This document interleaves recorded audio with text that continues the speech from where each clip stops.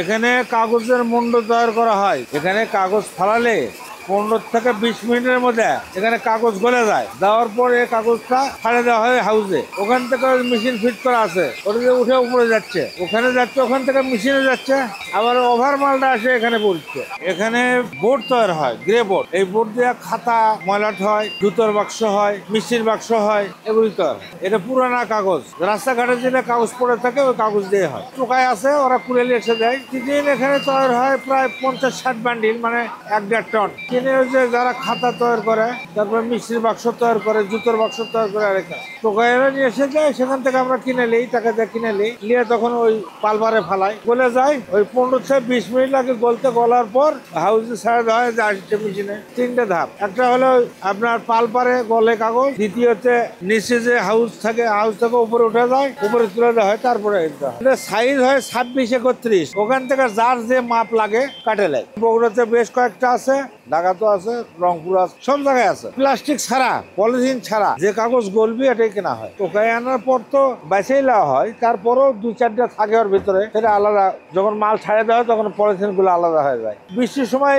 সমস্যা হয় না। আপনি ওই 3 মাস ধরে মাল তৈরি করে রেডি করে তখন কিচ্ছু হবে না। 3 মাস পর লাগিয়ে দিলেও হবে। এই ব্যবসার বয়স আমার মেলা, ধরেন আমি 83 থেকে করি। আগে এই ধরনের মেলে চাকরি করতাম।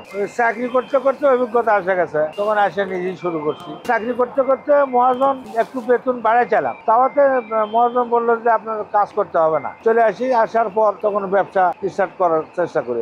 শুরুর থেকে মনে করেন আমি প্রথমে কাগজ কিনি প্রেসে। কাগজ কেনার পর ওই কাগজ ঢাকা পাঠাই।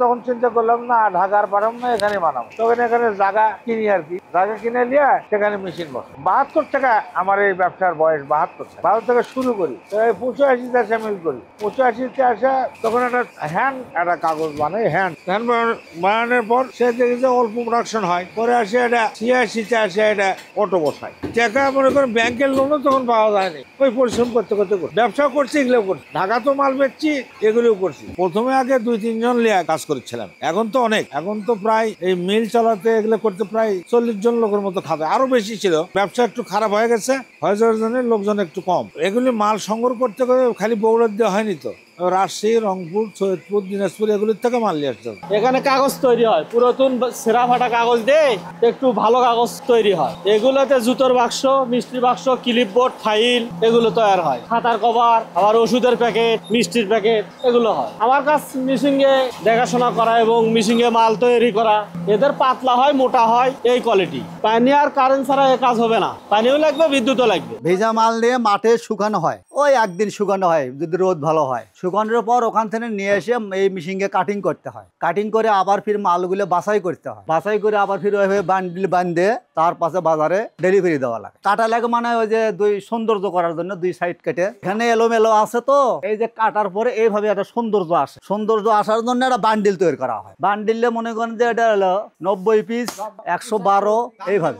এক বান্ডিলে বাজার মূল্য এখন মনে করেন যে হাইস্টের উঠতে হলো রেট 720 টাকা এক বান্ডিল।